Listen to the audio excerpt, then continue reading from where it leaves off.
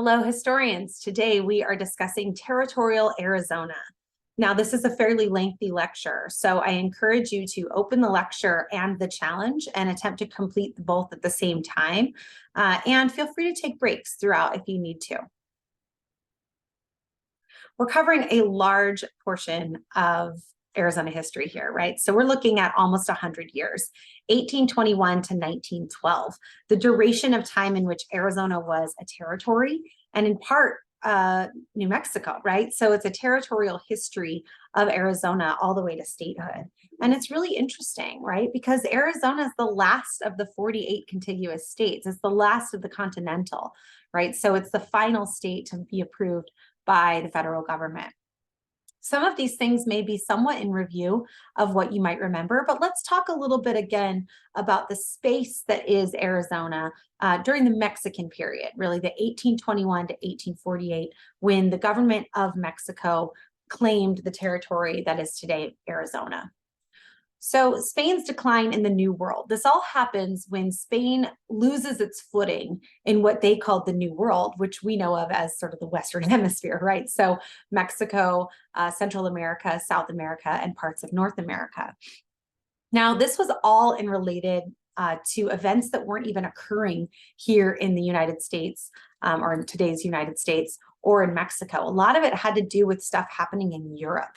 This has to do with the French Revolution in 1789, and then the Napoleonic Wars and Napoleon's subsequent defeat in the late 1700s. And then the last thing that kind of happens that really encroaches on Spain's claim in the New World was the Monroe Doctrine, which was signed in 1823, which basically outlawed any European colonization efforts in the Western Hemisphere. What this does then is and kind of inspired by the French Revolution and the American Revolution, is you begin to see an uprising of kind of more liberal ideals among colonial holdings. So there's a rise of liberation movements in places like South and Central America, including Mexico, and that leads to Mexican independence. So Mexico wins its independence from Spain in 1821. All right, and this leads to an immediate decline of Spanish presence in Mexican-held territories in the Southwest. So lots of the folks that were loyal to Spain were extradited. They actually went back to Spain. They fled to their home country. And then anybody that Mexico, the government believed was loyal to Spain, they ousted them one way or the other. So they either sent them to Spain or just anywhere else. And this includes the Franciscan priests who had helped settle parts of the American Southwest. So religious leaders also fled. So if you've ever, just Google Tubac, right? Google Tumacacori, right? This is a mission that was held by Spanish religious efforts and among Native American people for, I don't know, about 100 years maybe. And then it was just abandoned. It was out there in the desert under the elements for 100 years before Americans really tried to reclaim it and salvage it. But independent Mexico, independent of Spain, this brand new country, they lacked structure and wealth. And though they attempted to organize much in the way of the American Revolution, they really didn't have a lot of success, and they struggled to achieve any semblance of political stability. So Mexico then combines these two states that are really what's holding Arizona and New Mexico up here, right? So you see this area, this is the Southwest as we generally know it, or the Mexican frontier, the northern frontier, and they called it Occidente, right? This is the combination of parts of California, Arizona, and New Mexico. They combined what were Sonora and Sinaloa into this new state, and this included really all of today's Arizona, south of the Gila River, and all of New Mexico. There's no government in Arizona. Arizona is not a place yet. It's not a territory. It's not a centralized space. There's no governor of Arizona, right? There is instead leadership by way of New Mexico. The only European and Mexican settlements at the time were in Tucson and Tubac, so pretty far south of the Gila River. And they were under the purview of the New Mexican government or the New Mexican governor, which was based in Santa Fe. And most settlers really immediately began withdrawing their support to Mexico City. So anybody who moved to New Mexico or Occidente They really saw themselves as independent from the Mexican government. So aren't you wondering, how does this become an American-held territory? How does this process occur? We know that eventually America begins to claim this space. So how does it happen? Well, the first part is that it's done through trade. So trade in Occidente, or New Mexico, happens through the Santa Fe Trail, which is formalized in 1821. Now, the Santa Fe Trail is kind of America's Silk Road. It is an ancient trade route that was used among Native people long before the Spanish or the Mexican people ever showed up, but it's formalized in 1821. And then trappers, we talked about them recently, traders and explorers all used this trail to kind of traipse in to the White Mountains of Arizona looking for riches. You might recognize some of their names. Some of them are famous, like Kit Carson, Jedediah Smith, James Ohio, and Sylvester Patty, Bill Williams, Ewing Young, and Pauline Weaver. These guys cut and maintained new trails. They named rivers after themselves. They served as Army Scouts during the Apache Wars. They called canyons after. I mean, they really left their mark throughout of today's Arizona, and they carried on this kind of American expansionism that fit the narrative of the politics that were happening in the East. So you have, look how far New York City is from the Santa Fe Trail, and the Santa Fe Trail is pretty far west, but it connects all the way to Independence, Kansas. So you're able to get to basically St. Louis from the Santa Fe Trail. So enter the era of Mexican expansion and Mexican Arizona and American expansion kind of overlapping. So look at that, 1803. American expansion efforts really began long before the Mexican government even had a formal claim over the Southwest. But it really hits a fever pitch in the 1840s. It starts long before that trace it all the way back to the American Revolution. Colonists fought the revolution in part because they wanted the ability to move west. That was a key component of the American dream. It wasn't just an ideological battle. It was a goal for territory and resources. And then and that was the 1770s. Then in the 1800s, 1803, Thomas Jefferson brokers a deal with France to purchase this enormous territory that they called Louisiana at the time, which was nearly all of France's holdings in modern day America. But then the new American expansion that occurs in the early 1800s, this occurs with the settlements of Texas and mid-19th century kind of dreams of empire, as well as the discovery of more wealth in Western lands like in California. So let's talk about some of those motivations. Manifest destiny. This is a crucial component of understanding American expansion westward. So manifest destiny is really the belief that Americans are called by God to expand west. They're called to civilize and claim all of the wilderness that is the American West. It's a belief in a concept that was marked by politicians and prospectors, but embraced by Americans all around due to kind of a national ambition for greatness. So here are some nuts and bolts about the manifest destiny. It's coined in 1845. That doesn't mean it started in 1845. It was like the branding of manifest destiny happens in 1845. It's an ideology that the United States is destined by God to expand through conquest and democracy across the entirety of North America. It drove Western expansion throughout the 19th century. It was used to justify the forced removal and slaughter of Native American people, as well as other people from their homes, including Mexicans. And ultimately, manifest destiny leads us to a kind of a rapid expansion of the United States over about the course of maybe 30 years. It goes really fast. New states are then added to the Union. There are debates over the expansion of slavery, which is crucial to understanding the history of the Civil War, not just slavery, but the expansion of slavery. A war with Mexico, and it leads to the outbreak of civil war. So American encroachment, right? It's not just expansion, they're encroaching on Mexican-held territory. This is fueled by President Polk's expansionism, American fecundity, which is fertility, like Americans are populating quickly, they're having large families, and a national desire to annex as much territory as possible between the Louisiana Purchase that 1803 territory that was bought, and the Pacific Ocean. So really, Arizona's right smack dab in the middle of all this. And Americans continually moved into Mexican-held territories like Texas, Tejas, California, and New Mexico. And remember, New Mexico is a huge chunk. Occidente, it's a huge chunk of space. It includes New Mexico and Arizona. Arizona's not a place yet. Well, in 1848, so we're jumping ahead just by like 1 year. So bear with me for a moment. 1848, gold is discovered in California.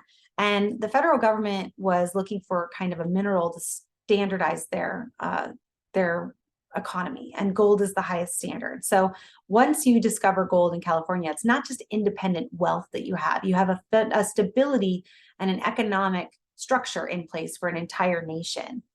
And gold is also discovered in today's New Mexico as well as Arizona, which then, not a lot though, mostly silver.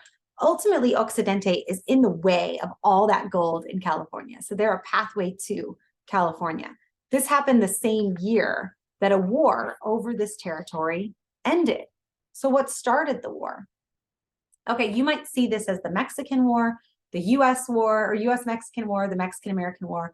I just use whatever sources I'm referencing at the time, and the text I was using called it the Mexican-American War, but you can use any of the other titles as well. Here's the precipitating incident of this war is a boundary dispute with Mexico over a piece of land in today's Texas called the Nueces Strip. Let's see if I can annotate this for you. So this is the disputed territory, right? This is the Nueces. There's a river called the Nueces River in here somewhere. And there's this strip of land, which it's a dispute over, is this Mexican territory? Is it Texas territory? Or is this American territory? So this is the boundary dispute that sparks the war. But in reality, it truly is the American expansionism that is going to cause this war. Americans, Mexicans, Tejanos, and indigenous people had been living in Texas, which is kind of this area right here. They'd been living in Texas for decades with some semblance of autonomy. After Mexican independence, the newly established Mexico agreed to offer a deal to people living in Tejas, including Americans. So anybody living in Tejas or Texas was sponsored by the Mexican government because this is Spanish territory. So they claim independence from Spain. They then get all the territory. They now have to deal with all the people living in Texas. Anyone living in Texas at the time was allowed to live independently if they pledged loyalty to Mexico and paid taxes. But that didn't last long. In 1835, so just 13 years later, Texas goes to war for independence from Mexico, and the war ends with Mexico agreeing to maintain a separate boundary, that Texas can be its own space, as long as they stayed isolated from the United States. So Mexico doesn't want the United States encroaching on their territory. So they go to war with Texas, they lose, and they give Texas the ability to be autonomous. And the treaty they signed says, but you have to be isolated from the United States. But a year later, because Texas is like, okay, a year later, 1836, America, United States annexes Texas. So that is where the war kind of begins. US believes Texas is bigger than it is. Mexico believes it is smaller. So do you see this kind of pink space? The United States believes Texas includes all of this orange space, but Mexico believes that that orange space is just Texas, right? So that's not US annexable. It's complicated. So here's where the war begins. US believes Texas is bigger. Mexico believes it is smaller, and therefore sees US encroachment as a violation and a call to combat. In 1846, the Mexican-American War, or the US-Mexico War, begins. And the war is fought in several locations. You can see from this map, there's lots of different paths to battles themselves. There are two things that end this war. The first is the Treaty of Guadalupe Hidalgo, which officially ends the war between the US and Mexico. Ultimately, Mexico loses about more than half of its territory. So you saw from that previous map where they thought Mexico and their territory ended, and where the United States thought. But all of this territory, blue, light pink, All of that is signed in 1848 over to the United States as a means to end the war between the United States and Mexico. So that's the first thing that ends the war. And then the second thing that it's not really ending the war, but it's an addition to the war, is the Gadsden Purchase in 1854, in which the US pays Mexico $10 million for this tiny little strip of land that's orange. That is most of Arizona's southern third, I would say. This is all south of the Gila River. But it's important to know that Arizona wasn't exactly the prize. It wasn't like America was going for the Gadsden Purchase. They weren't going for that territory because they really, really wanted Arizona or Occidente or New Mexico. It was just connecting what's pink here. It was connecting the United States to California, right? So what happens? What results from this? Well, the resulting territories are the following. Texas is admitted as a state as early as 1845. Oregon is 1846. California never has to go through territory. They just become a state in 1850. And then New Mexico Territory is established in 1850, but increased in 1854 with the purchase of the Gadsden lands. And then Colorado Territory goes from 1859 to 1861. So I don't know if you're noticing this, but you might start to see that really Texas is a state, Oregon's a state, California is a state, and then Colorado becomes a state in 1861. Why does it take New Mexico Territory so long to become a state? They're organized in 1850. The territory won by 1854 completely. Why does it take till 1912 for Arizona to become a state? Take a second and think about that. What might the reason be for that?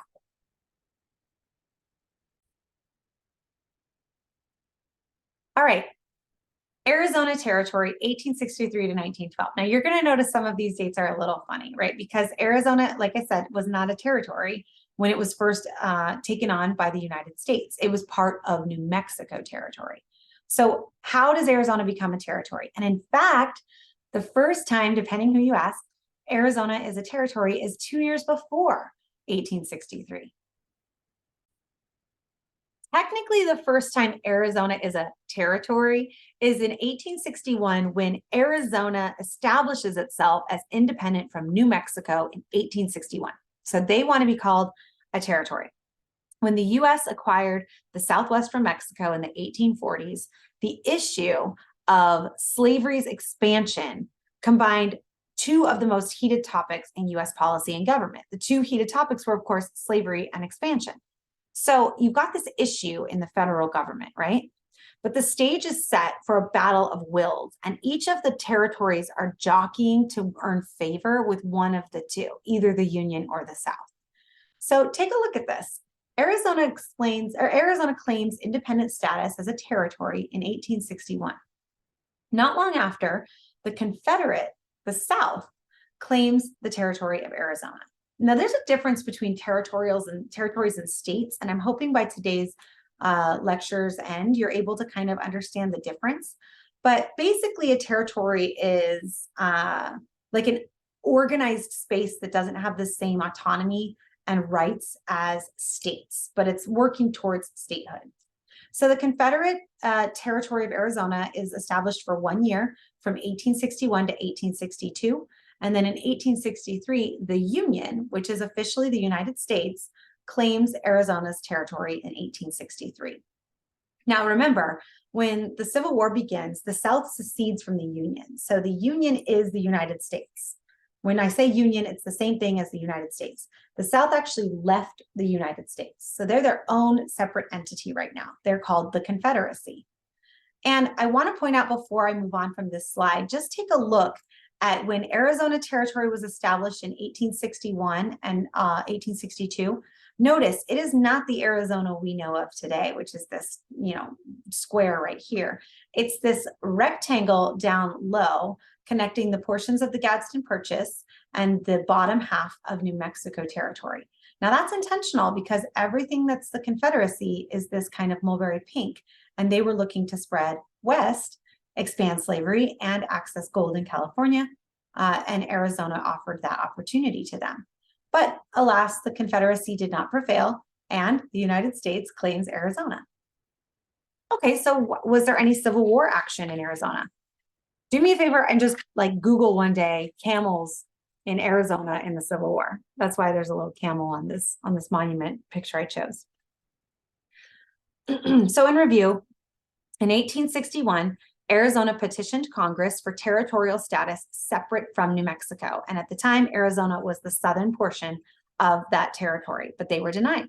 The United States viewed Arizona as a pro-Southern, pro-Confederacy territory. And the Union, of course, was in charge of territorial status because they were the United States. So it was a no for the territory of Arizona. This is 1861. So instead, Arizona becomes a military zone claimed by the Confederacy as soon as 1861 or 1862. And the North and South of America were locked in a war over slavery and its expansion west. Both of them wanted access to California. Both of them wanted access to irrigable lands, and Arizona offered both. The South in particular wanted access to farming lands that could grow cotton. Now, I don't know if you know this about Arizona, but one of the biggest and most successful crops in Arizona is cotton. Our climate is particularly good for cotton growing, and the South knew that. In trying to court Confederate support, Arizona began calling itself a territory as early as 1861. But then a year later, Arizona, and that was the southern half of New Mexico territory, applied to the Confederacy as a territory, not the Union, and they were granted. So the first time that Arizona was ever established as a territory was by the Confederate States of America. And the Confederacy did this in direct opposition to the Union. So Arizona is used as a political pawn. In response, the Union then sent soldiers to Arizona, and they defeated a small band of Confederate scouts near Tucson, and later a group of Union soldiers from California claimed Tucson for the Union. So it really was a battleground state. The skirmishes were relatively small, but they did occur. There were Civil War battles fought here in Arizona. All right, we're officially here, right? We're finally here. Arizona Territory established 1863 by the United States. This happened when President Lincoln signed the Organic Act of Arizona, making Arizona a Union territory in 1863, but it took 50 years practically for the territory to become a state. Now remember, California is admitted as a state without territorial status. I think it took Texas maybe 9 years. Colorado, maybe about 5 years, 6 years, something like that. Why does it take Arizona 50 years to become a state? Well, before we answer that question, let's look at territorial government structures. So I've been promising to tell you a little bit about how territories are different from states. So territories are lands held by the federal government, and they are not autonomous. They do not function on their own. They don't have any claim, like they run under the purview of the president. So the first thing you got to do is establish who's in charge of this new territory. And they're basically set to operate under the purview of the federal government, but not independently. And so territorial leaders are almost always appointed by Washington, not the person Washington, the city, at the behest of the president. So really, Lincoln doesn't show a ton of interest in 63. I'm sure he's distracted by other things like the Civil War. He doesn't show a ton of interest in appointing people in Arizona. Instead, he appoints this guy, Charles Poston, to be the superintendent of Native Americans. In response, Poston labels himself the father of Arizona. So if you Google the father of Arizona, you're going to find his name. But if you just Googled his name, Poston, you'll also find he has an interesting connection in our state later on. He goes about lobbying on behalf of others, and he helps to get John Gurley appointed governor. So who is Gurley? Gurley is an Ohio congressman, so nothing to do with Arizona. He's out in Ohio, and he's a Union colonel during the Civil War, but he gets appendicitis and dies before he ever even makes it to Arizona.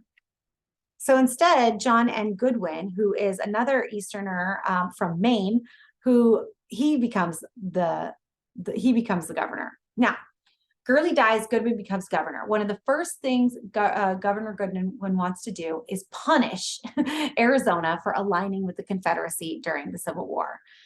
Maybe not punishing all of Arizona, but punishing the southern portion.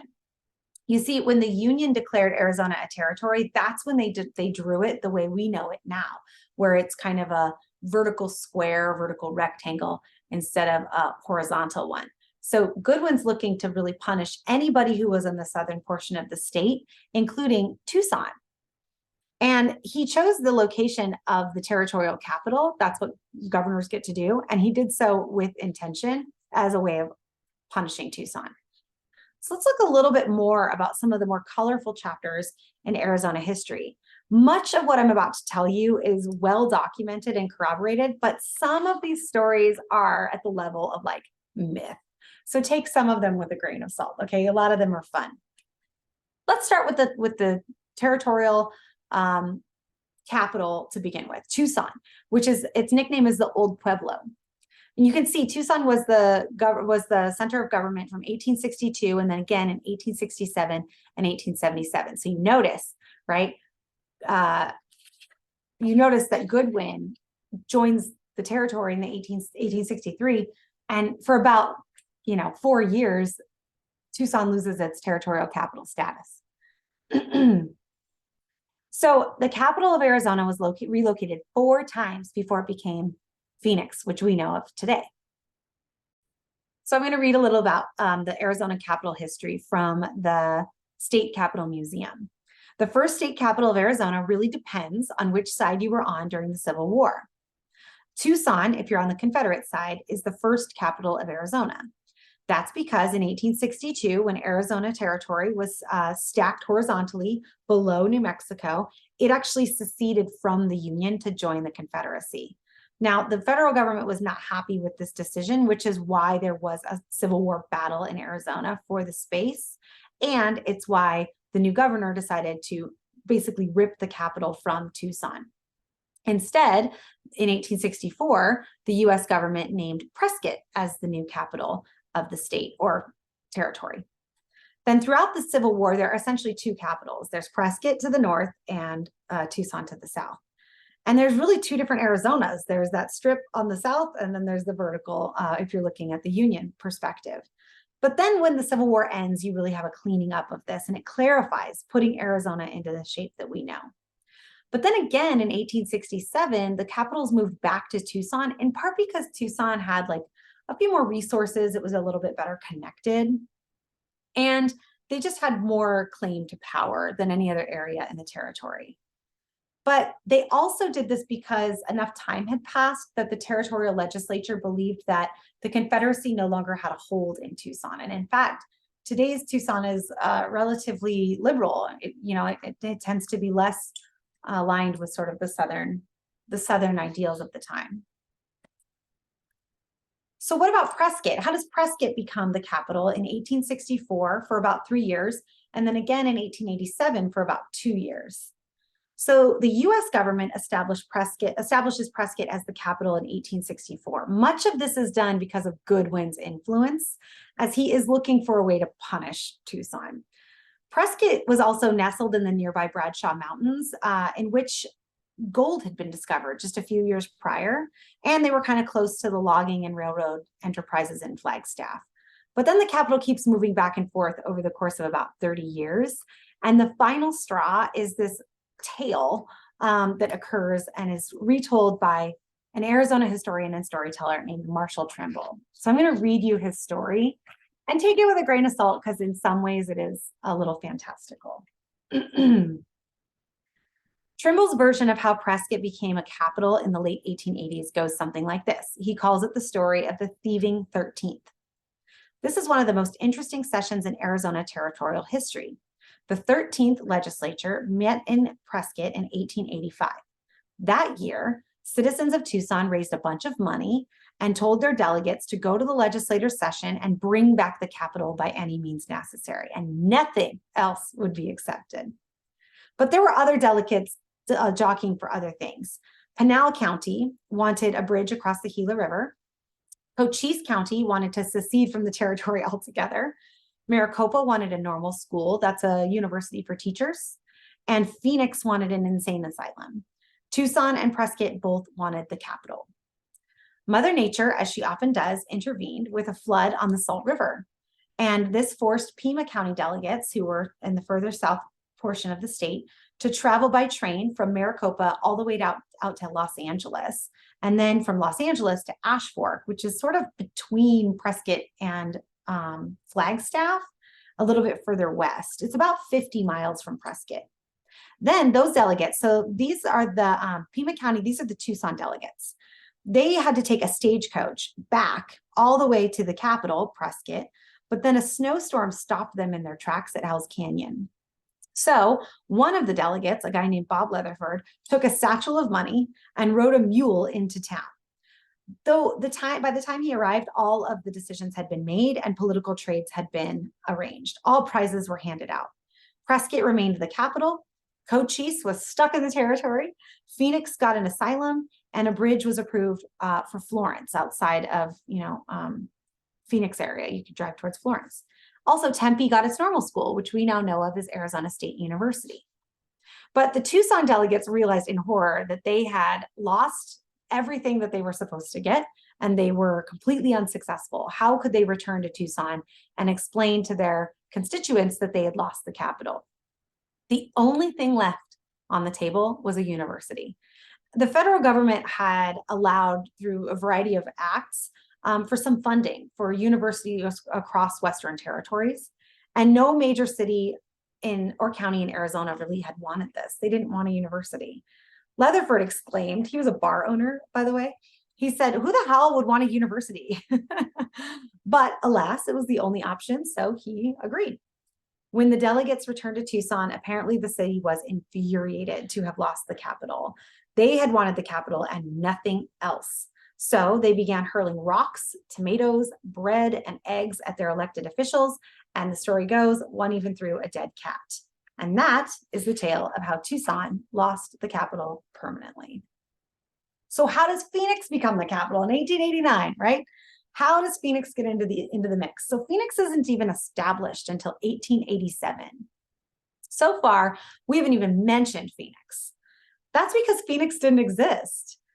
Throughout the 19th century, most major settlements were Tucson, Prescott, and Wickenburg. In the 1880s, Mexican and white prospectors began carving out irrigation ditches along the Salt River, which you know well. They used the fossilized remnants of canals dug by the Hohokam centuries before. Might ring a bell.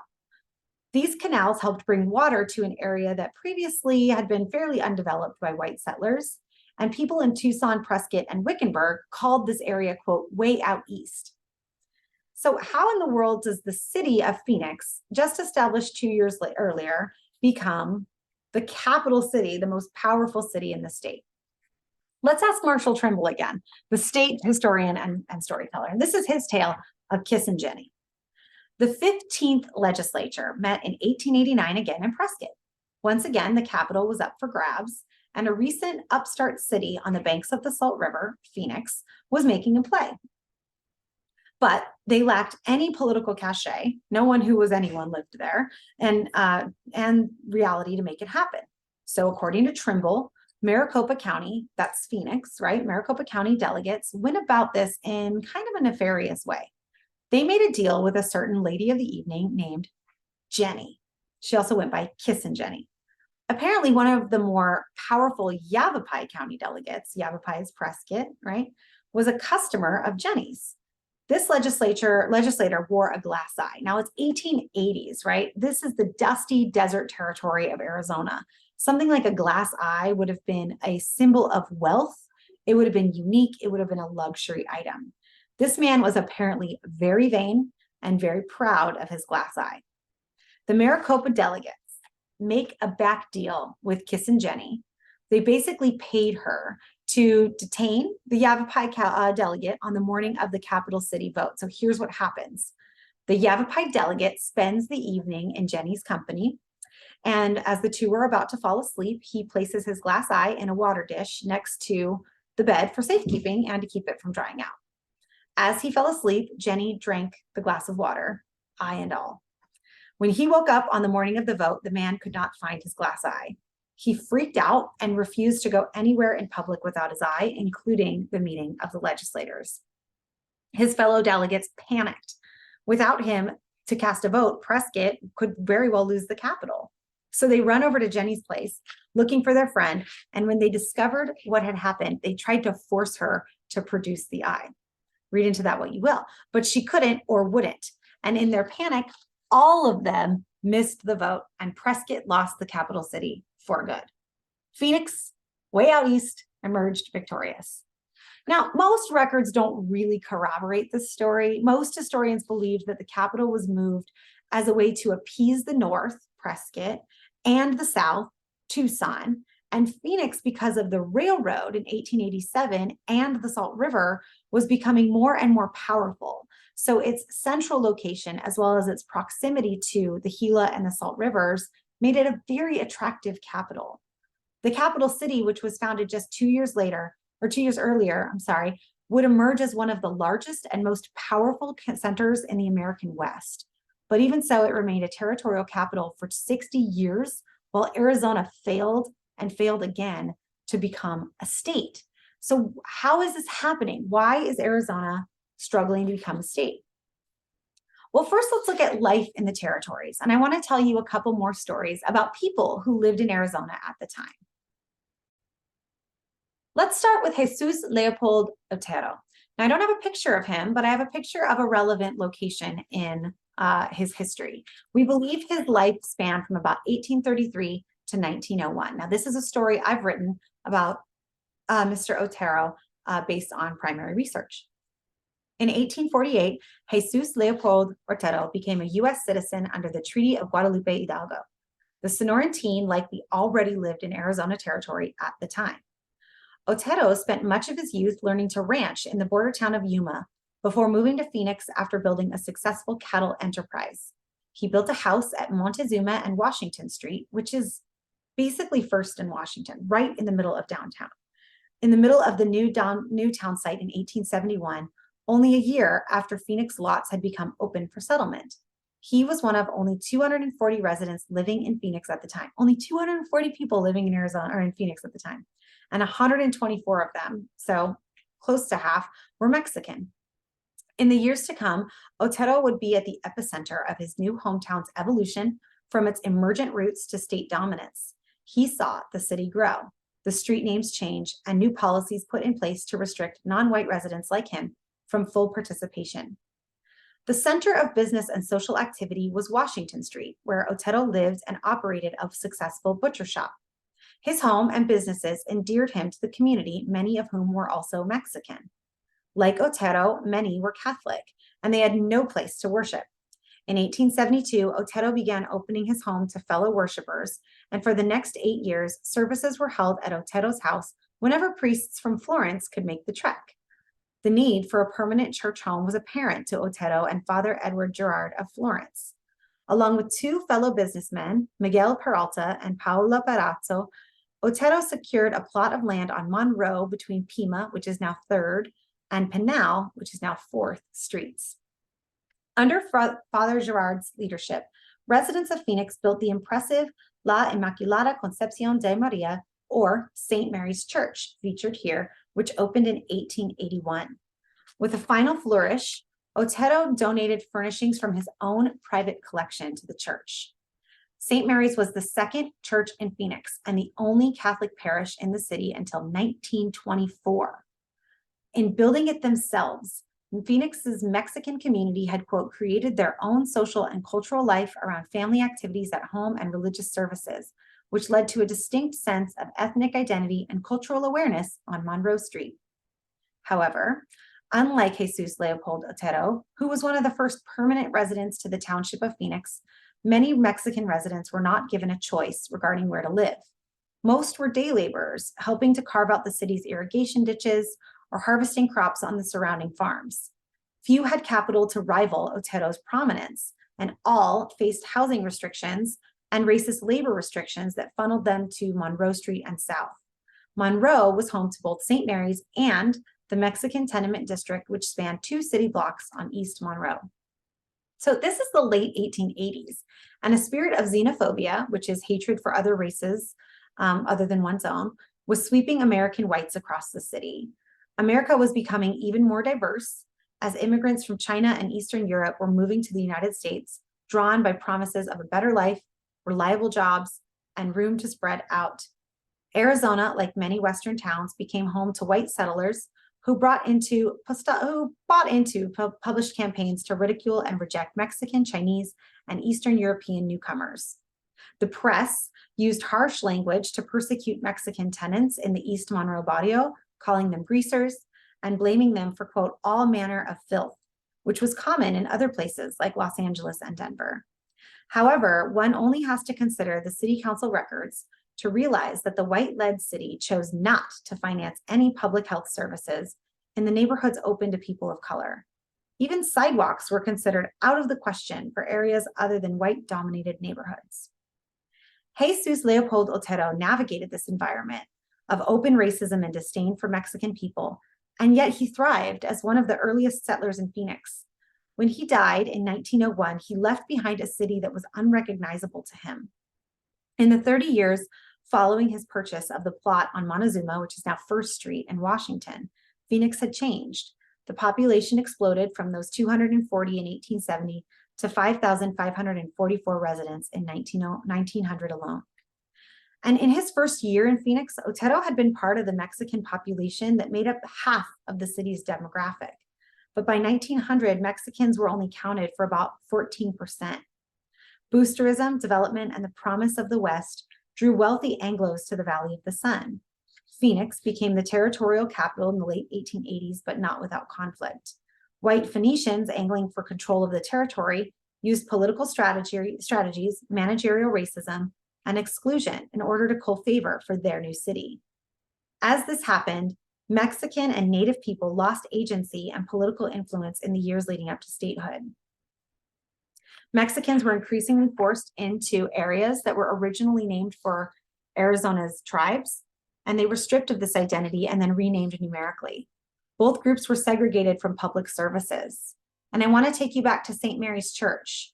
Designed, created, and built by Mexican ingenuity, it was stolen from its founders when the white Catholic congregation took over the church and segregated its services.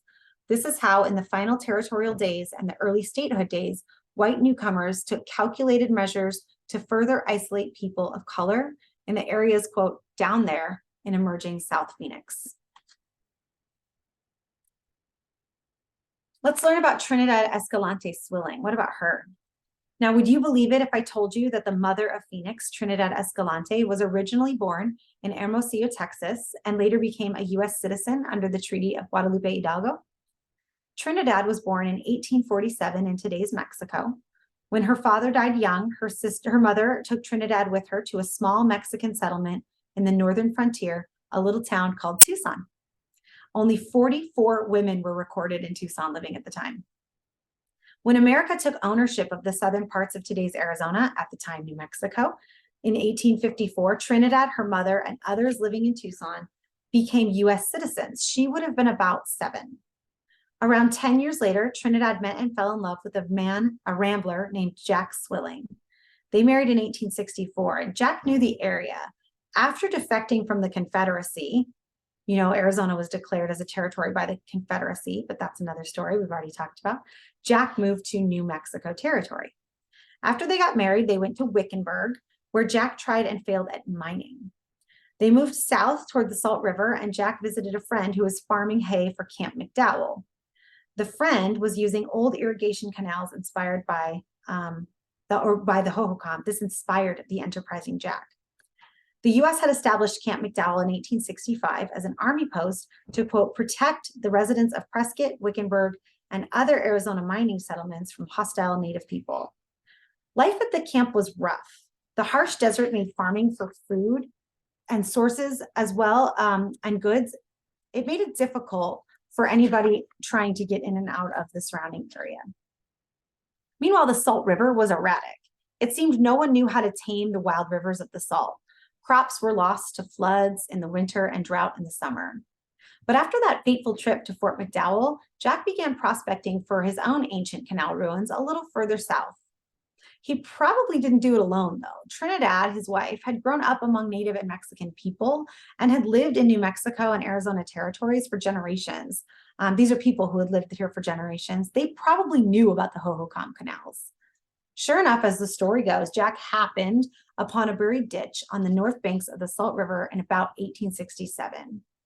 Archaeologists believe that the Hohokam, he believed that archaeologists believe that the Hohokam, the original dwellers of the Salt River Valley, managed to farm the desert by irrigating and taming the wild rivers through canals dug about 2000 BC to 1200 AD.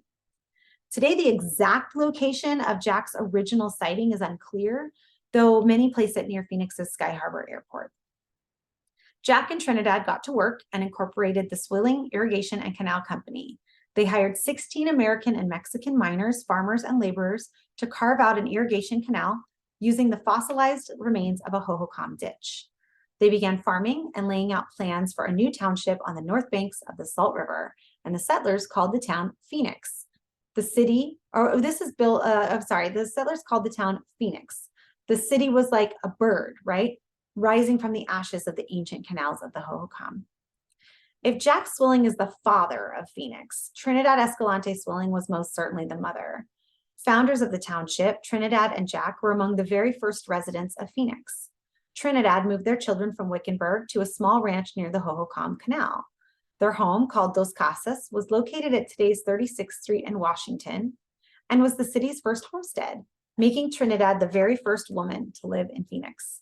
She was also one of the first Mexican residents recorded living in the city. Trinidad was more than Jack Swilling's wife, in part because she was vital to the evolution of the city's society. Her home became a meeting ground for political and religious endeavors as she welcomed Mexican and Catholic newcomers to her home for worship before a church was ever constructed. And then when Jack died in Yuma Territorial Prison in 1878, Trinidad was still relatively young, living on a ranch in a frontier town she had helped to start, and she was on her own. She continued to thrive as the center of Phoenix society. In fact, the very first elections held in Phoenix were held in her home.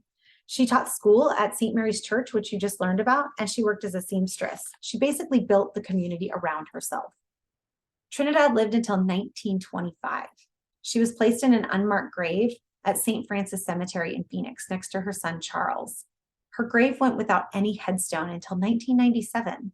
Today, you can find her grave beneath a simple marker that reads Trinidad Swilling Shoemaker, thanks to cemetery officials who donated about $200 to have her grave properly marked. Scholars claim that Phoenix was a city founded by whites for whites, and true. We will find through the next several weeks that racist housing and employment restrictions really did exist from the beginning, written as early as 1887, before Arizona was even a state. But how can we contend with this claim of whiteness when our very first homesteader was a Sonoran woman who became an American citizen under the Treaty of Guadalupe Hidalgo? Further, Native Americans and Mexican people, either nationals or formal citizens, lived along the or the Salt River long before the white farmers of Phoenix claimed it for themselves.